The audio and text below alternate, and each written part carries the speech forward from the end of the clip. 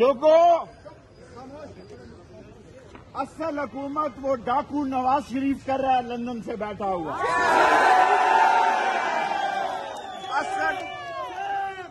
असल हुकूमत वो चोर कर रहा है लंदन से बैठा हुआ।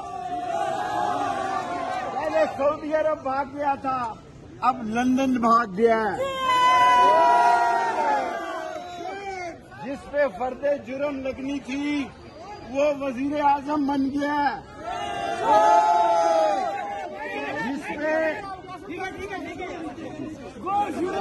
यार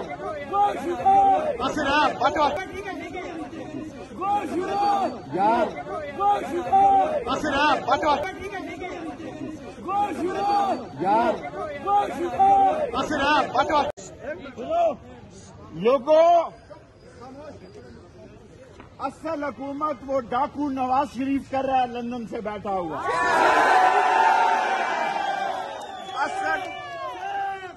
असल हुकूमत वो चोर कर रहा है लंदन से बैठा हुआ।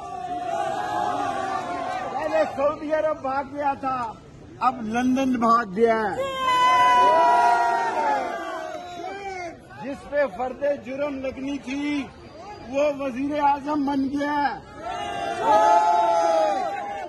जिसपे यार